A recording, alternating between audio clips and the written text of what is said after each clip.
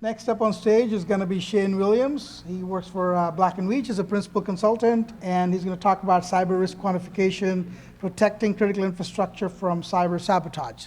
Pretty exciting, so welcome, Shane. Thank you, Vivek. Before I get going, I had a Teams meeting this morning, and it just popped into my head. At the end of the Teams call, Microsoft prompted for the survey to say, how was the quality of the call? And I was thinking there's an opportunity for Microsoft to add a few more questions there, like, did you get value out of this call? Did we resolve any issues? Do we have some next steps? And then I started to think a little more about, what if they just continued to record the audio after you've hit the leave button and send that audio back to the presenter for some real-time feedback? And I can guarantee you they're not doing that because I wouldn't have a job, so. But welcome. Is this hooked up? There we go. Shane Williams, Black & Veatch, we're a large engineering firm, or privately engineering firm based in Kansas City. I'm part of the management consulting group. I've been with them for 20 plus years now. And I started my career as an application developer, system implementation, and then moved over into operational technologies and into cybersecurity in the more recent years. My first taste of cybersecurity was implementing NERC SIP version 1, so back in 2007. So if folks were around for that, they might have heard of it. And our previous speaker mentioned operational technology incident response plan in amongst other controls that would be great to, is everything okay? In amongst other controls that would be great to put in place. And in our ideal world, we would implement all of those controls. But what I'm here today to talk to you about is cyber risk quantification, because in the real world, we're limited by budget and we're limited by resources, so we need to determine which of those controls are the best one to get the most risk reduction. And it wouldn't be appropriate to be in Houston and not use Houston, we have a problem. It's actually 55 years this week that call came from Jack Swigart from the Apollo 13 mission. The problem I'm talking about is a communication problem. So as a OT technical group, we tend to get hooked up in our jargon. We like to speak about different things. But the folks we're speaking to about budgets and getting funding for the programs don't understand that language. And I guess the communication problem is we're communicating, but they're not taking the actions that we want to align with those communications. And so I think a lot of us have heard this before or seen this before, buzzword bingo or boardroom bingo.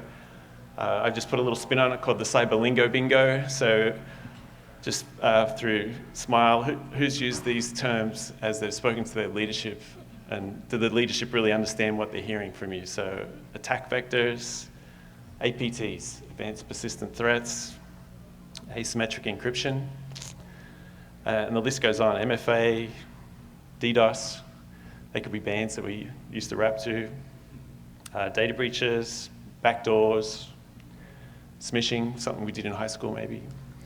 And maturity levels. We talk about control maturity level. We had a client call us last year. They'd hired a major firm to come in and do a cybersecurity assessment. And at the end of that assessment, they presented their findings to the board and said, we're a 2.8, and we really need to be a 3.5. And the board was like, fantastic, let's do it. So they kicked off 26 different initiatives, hired their CISO at that time to say, hey, we've just kicked off all this work. We want you to keep track of it and make sure that we get to a 3.5. And that's when the CISO contacted us saying, what's a 3.5? And so we worked with them to try and establish some priority and get some structure around that program. And through these communications, using risk quantification, this is what we're trying to avoid. So just less than a year ago, this is Mr. Whitty. He's the United Healthcare CEO. He's testifying before Congress on a cybersecurity incident that happened to a subsidiary of United Healthcare called Change Health. And the reason he was there is Change Health processed the 6th of the medical transactions that happened in the US. So they couldn't do pre-approvals, they couldn't approve claims. And it brought the healthcare system to a grinding halt, if you remember that. So the problem there was Change Health was acquired a year beforehand, and United Healthcare had very strict, very robust cybersecurity controls, but Change Health didn't. And so they didn't do that as part of their analysis when they did the acquisition, and it wasn't addressed a year into their business, and that's when they hit the attack and caused all the problems. So there's Mr. Woody, the CEO of United Healthcare, trying to explain to Congress the fact that he failed to implement multi-factor authentication. And the next one is patient zero for the TSA guidelines, if anyone knows this. So this is Mr. Blount. He's the CEO of Colonial Pipeline, or the ex-CEO now, testifying before Congress of what happened there. And again, just a simple control. They didn't turn off the credentials of a contract that had left. And those credentials were found in a different attack, and then through brute force, they were able to get themselves into Colonial Pipeline, and the rest is history. So that's what we do not want. So we want to get to know our audience. Who are we speaking to? CISA has put out a list of questions that executive management should be asking of their cybersecurity team, and I just picked a handful that I thought were really relevant. So as cyber practitioners, can we clearly describe what our current level of cybersecurity is for our company? What are the impacts to our business from that current level of cybersecurity risk? What's our plan to address them? Are we capturing metrics that are measurable and meaningful to the management team, the leadership team? And then related to question 2, the cybersecurity risk level that we have, how does that impact stakeholders outside of our business? And so the link's down the bottom there, that you'll get a copy of the presentation afterwards. So I'm going to talk about 4 models for assessing cybersecurity risk that I've used, and then kind of the pros and cons of each model, and then we'll jump in. So typically when we do a risk assessment, we're comparing our level of controls against a known framework, whether that's NIST 882 or NIST CSF or ISA 62443.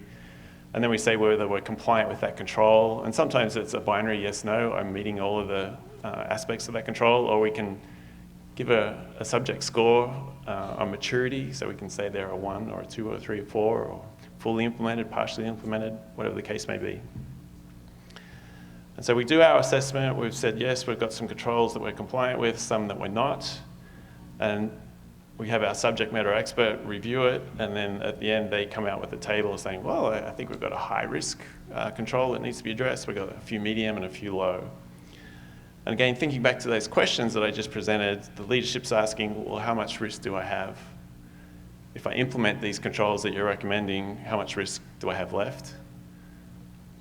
And then the cybersecurity team are answering, there's a lot. You know, like, how can I tell with that approach? So the next model is kind of just building upon that and providing a next level of intelligence. Say, well, what's the likelihood of that event to occur, and what's the impact of that event? And again, we've color-coded it. We put it on this heat matrix that I'm sure everyone in this room has used at some point.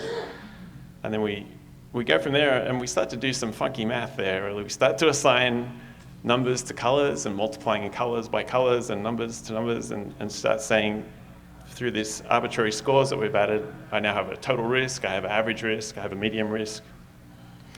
And again, using that maturity model, this is taken from a presentation that I did a few years back, but using the control groups or the categories in the program, sort of said, here's the assessment of where you are, and that the orange ring is depicting where I think you should be at the end when we implement our program.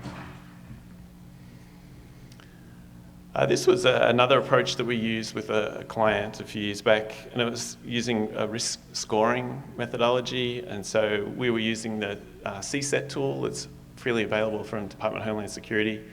And so what they've done there is had some subject matter experts weigh in to say, if I didn't implement any of the controls in this methodology or in this framework, which one would I implement first? And so they were able to rank stack every control in that methodology. And so we took that ranking, oops, wrong way, and we just inversed it. And so we said if a control was number 1 priority, it's worth 10 risk points, and so on. And so from that, we were then able to say, well, what's the total risk universe, all the points in that framework? How many are we compliant with? And then how many are we not compliant with? And then we were able to say, okay, let's group some of those controls into initiatives and determine how many points that initiative would reduce, put a cost estimate with that initiative, and then I can start to do some comparison on the risk points for the different initiatives. So in this example, like the numbers are completely made up, but I said that the control number 10 come out the top control that CISA was recommending, but when I put that in the initiatives and group them, I'm actually getting a better return for investment on implementing controls 3, 4, and 6. And when we did that assessment, I was also trying to tie that risk score to information coming from IBM. They do their average cost of a data breach report and segment it out by utility and also by industry. And so we were trying to say, okay, how many risk points for the OT industry in the US? And then we could put a dollar value to the benefit of doing that as well. And so as we were working through that and coming up with it, that's where we stumbled across this term called cyber risk quantification. And it's been around for a while, which was kind of shocking to me. But and again, it takes the assessments that we're doing, and the reason I got the arm there, they call it resistance strength in the methodology. We're importing a bunch of information about the threat analysis. Also, the big component of it is the impact of that cyber event into there, running some mathematical models and probabilistic models in there, and then we come out with, a table that kind of indicates what the average loss expectancy would be based on the current state, and then if I was to implement any of these controls, and then I can run the model again because I now have a higher resistance strength.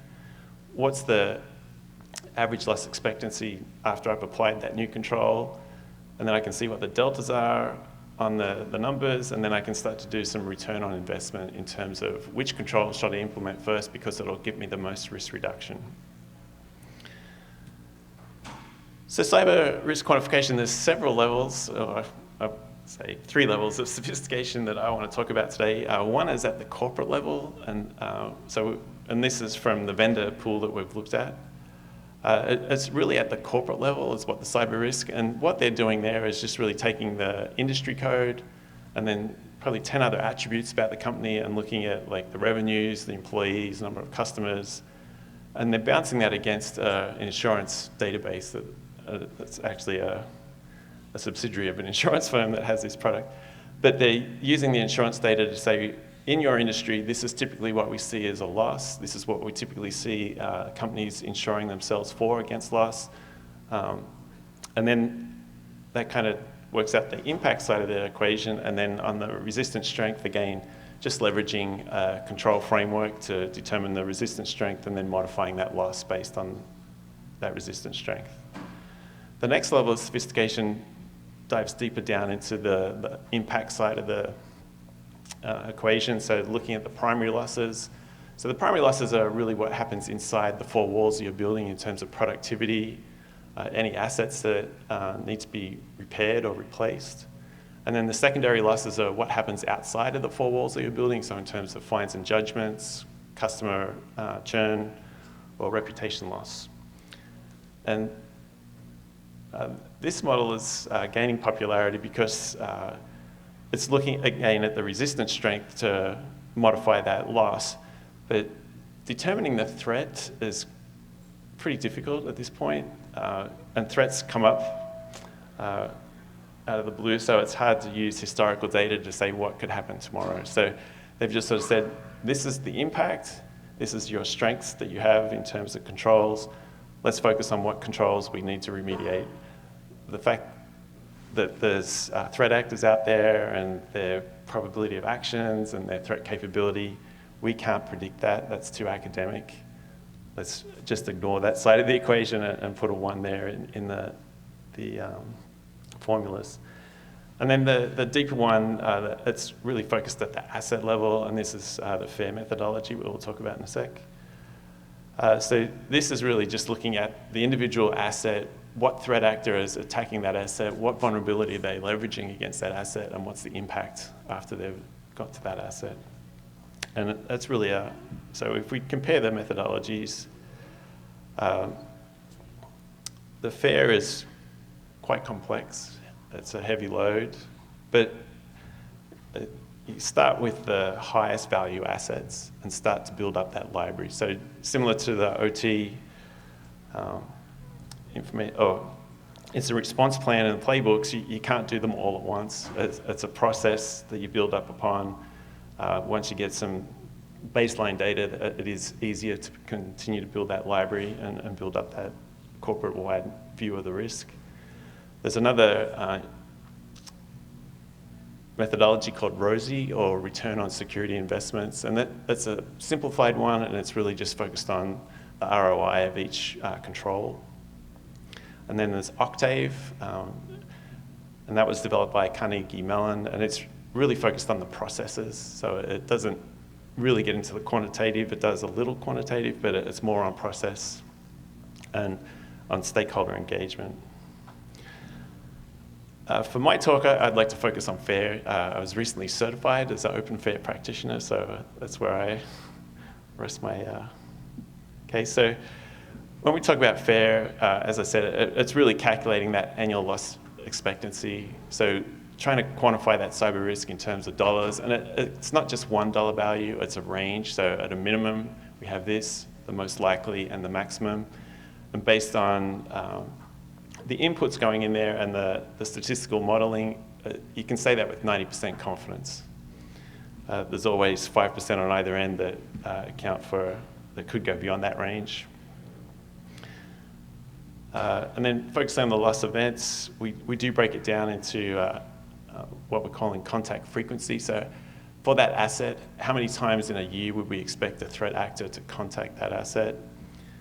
Again, we're using historical data, looking at what's happening on the firewalls, what's happening in industry reports. And so for the probability of action, that's one area that we're using industry reports for, to look at if there was an incident versus a breach. So an incident means that the threat actor was able to get in, and then the breach is they actually did something when they were there. So we look at that percentage of what's the incident versus the breach, and then we put that probability around there. Threat capability, this is kind of looking at who the threat actor is. So is it a high school kid just playing around, or is it a nation state actor, or is it a ransomware criminal that's motivated by money, or is it a terrorist organization that's trying to get a message out there and prove that they can overflow water in a water facility, for example. And again, the resistance strength, we talked a little bit about that, so that's looking at our controls and making sure that it's not just the controls that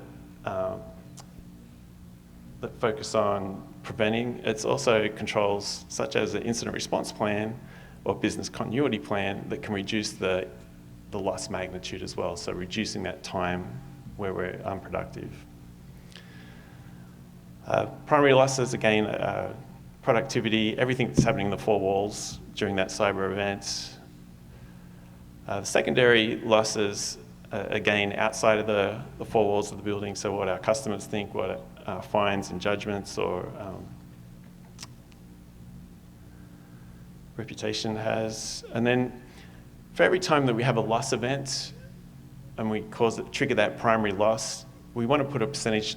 Does it trigger a secondary loss every time, or is it only a certain number of times that happens?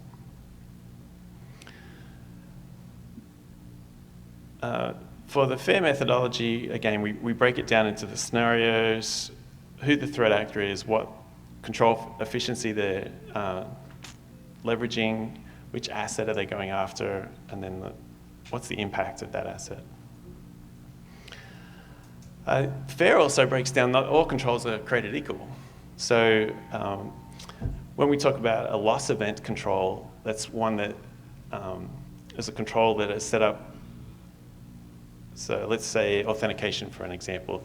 When we implement that control, it has an intended efficacy, and then there's what they call an operational efficacy of the control.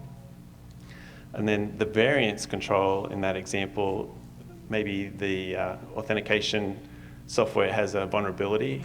The variance control is, and that operational efficacy has gone down because of that vulnerability.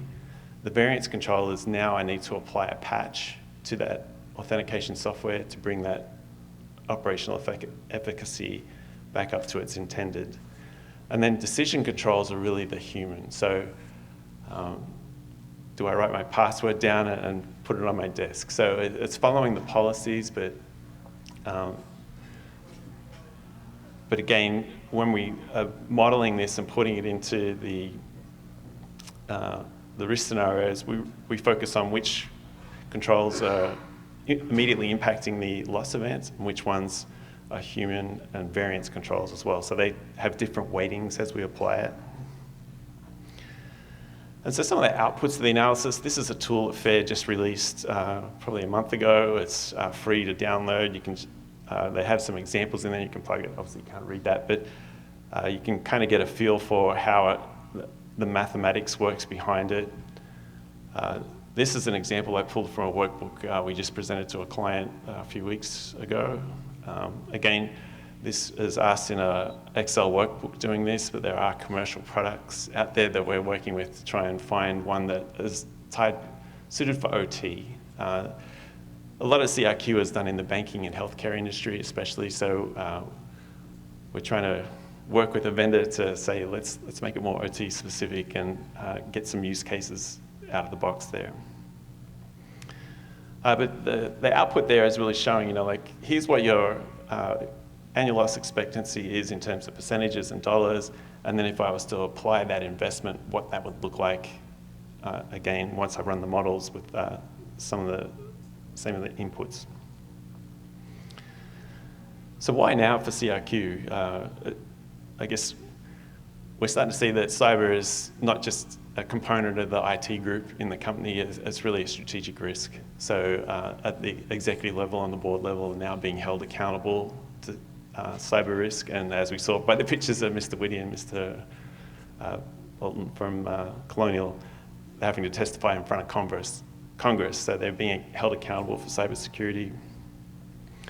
A lot of companies are now relying on data-driven metrics to make decisions. That it's just not expert opinion anymore.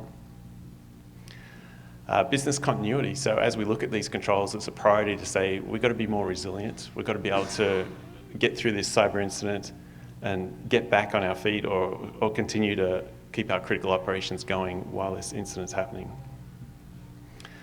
And enterprise risk management. So our companies have been doing enterprise risk management for a long time. They have the models, methodologies, they have the insurances to go along with it. Cybersecurity is just now one of those risks that roll up under enterprise risk management and need to be handled accordingly. So CRQ is a great way to translate technical risks into business and financial terms. Using that deeper analysis at the asset level and the bottom-up analysis, we tend to put a lot more rigor. We meet with a lot more stakeholders. We can have defensible numbers that we can take to not only the leadership for investment decisions, but in a lot of the regulated industries, we've got to stand up in front of a regulator and the interveners and defend those numbers as well. One of the things that is shocking is after you address this as residual risk, and what do I do with that residual risk? Do I ask for more investment to reduce that? Do I go out and try and transfer that through more insurance? Do I avoid it, just turn off remote access? Like, we've got to make sure that we deal with that residual risk. And the primary reason that I like to talk about CRQ, it's a great way to focus investment and resources on the initiatives that are going to reduce the most risk. Some other benefits of it, if you're a publicly traded company, you have some SEC requirements that you have to document all your cybersecurity risks as part of your annual filing. And then if you have a material incident, you have to file an 8K within 72 hours. But if you're not using CRQ, how do you know if it's material? And how do you put a dollar value on that? And then the other aspect is, and we're starting to find a little more business in this area, is right-sizing the cyber insurance. And this is an article that was posted on Industrial Cyber last week, and it was an interview with a gentleman from Munich Re. They're a major cybersecurity underwriter based in Europe. But when you look at 2024, the cyber insurance business was $15.3 billion globally. The US made up over 2/3 of that, over $10 billion. But what we're seeing from the insurance folks that a majority of the cyber risks are still uninsured, whether that's someone's overlooked them or some overconfident folks that are just ignoring them. I had a conversation with a gentleman this week. He was doing a cybersecurity insurance audit for a law firm, and they're very specific in the language in your in the insurance guide, but it had to do with you have to list out every property that you're insuring and what value and what assets were there. So this law firm was a national law firm for the US. They had law offices in different cities, and each one of those law offices were indicated in the insurance document, but the one property they failed to put in there was their data center. So if that law firm had had a cyber breach and bricked up all of their databases, they had no insurance to cover it because it wasn't listed in the document. So it's a great way to do the audits and do the analysis. And one of the other points that were raised, again, we're seeing a trend of ransomware as a service or cyber attack as a service. And again, AI-enabled tools are just lowering the bar in terms of barriers of entry to get into this criminal business. So we can see the uptick of attacks happening as a result of that. And so when we're using CRQ, we now can get our hands around what value is at risk in terms of cybersecurity. And then if I'm looking at my insurance, what's my deductible when I have my insurance? So I need to have that cash sitting aside somewhere safe. And what's actually covered by the insurance coverage? So what does my premium cover in terms of the loss? And there's my residual risk. So what do I do to reduce that? How do I manage that? So do I implement some more controls to get some more funding and reduce that total value at risk? Or do I buy extra insurance to reduce that? And that's where it aligns with the ERM and the risk tolerance of the organization as dealing with that residual risk. It's not perfect by any means. It's predicated on several assumptions. The first being we use a lot of historical data, and the assumption is that's predicting what the future outcome may be, and we all know that's not true if we watch the stock market recently. That we're still leveraging subjective data from our subject matter experts that they can expertly account for what the loss would be in the event of attack, or what the resistance strength of a control would be. And then, especially in OT, we have very complex systems with a lot of redundancy, so it's quite difficult to decompose those complex systems to get a defensible number. And then the other thing is, like I've been through the training, I understand how it is, but like as I produce these reports, do the people consuming these reports actually understand it? So there is some education that goes along with it, and making sure that folks understand what probabilities are and the risk numbers they're looking at and what it really means. CRQ is magic. So it's turning risks into financial numbers that help non-experts make funding decisions.